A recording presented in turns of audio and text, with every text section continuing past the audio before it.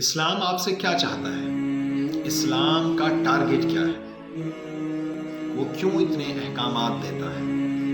جب آپ قرآن پڑھتے ہیں یا مذہبی لوگوں کو سنتے ہیں تو آپ کو لگتا ہے کہ اللہ رب العزت نے بہت زیادہ احکامات دے دیے ہیں جو ہمارے لیے تو عمل کرنا ناممکن ہے۔ آئیے اس کو ایک مثال سے سمجھنے کی کوشش کرتے ہیں۔ آپ باہر جاتے ہیں اور دیکھتے ہیں کہ روڈ بن رہی ہے۔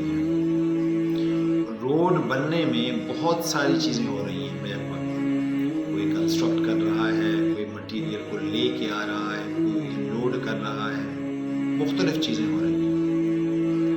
لیکن ان تمام چیزوں کو ہوتا دیکھ کر کے آپ کنفیوز نہیں ہوتے کہ یہ کیوں ہو رہا ہے، کیونکہ آپ کو پتا ہے کہ اس کا ٹارگٹ روڈ بنانا ہے۔ اس سارے پروسیس کا جو ٹارگٹ ہے وہ روڈ بنانا ہے۔ تو روڈ بننا ٹارگٹ ہے اور ریزلٹ ہے فزیکل جو آپ کو دکھ رہا ہے۔ اگر سوچئے تو اس فزیکل ریزلٹ کا ایک ابسٹریکٹ ریزلٹ بھی ہے جو آپ کو دکھتا نہیں ہے لیکن وہ ہوتا ہے، اور وہ کیا ہے کہ روڈ بننے کے بعد لوگوں کے لیے آسانی پیدا ہوگی۔ یہ اس سارے پروسیس کا ایک ابسٹریکٹ ریزلٹ ہے۔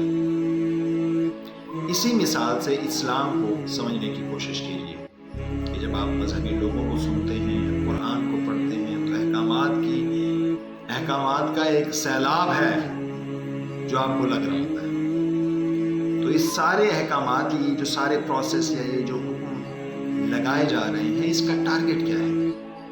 اس کا ٹارگٹ ایک ہی کہ اللہ تعالیٰ آپ کو پاکیزہ کرنا چاہتے ہیں، وہ آپ کا تزکیہ کرنا چاہتے ہیں۔ کیوں کرنا چاہتے ہیں؟ تاکہ وہ آپ کو پاکیزہ جنت میں داخل کر کے اپنی پاکیزہ ذات سے ملاقات کرنے کا موقع دے۔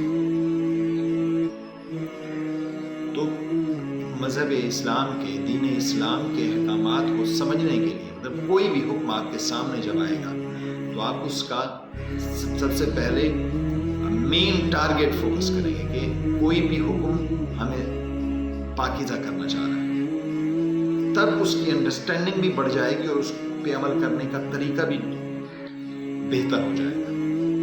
ورنہ ہم احکامات میں لڑتے جھگڑتے مرتے رہیں گے اور ایک دوسرے پہ فتوے دیتے رہیں گے۔ امید ہے کہ آپ کو اس مثال سے اسلام کا ٹارگٹ اور پھر انڈیویجولی ہر حکم کو سمجھنے کے لیے یہ والا جو طریقہ ہے، یہ جو فریم ورک ہے، یہ آسانی پیدا کرے گا۔ دعاؤں میں یاد رکھیے، اپنا بہت خیال رکھیے۔ السلام علیکم ورحمۃ اللہ۔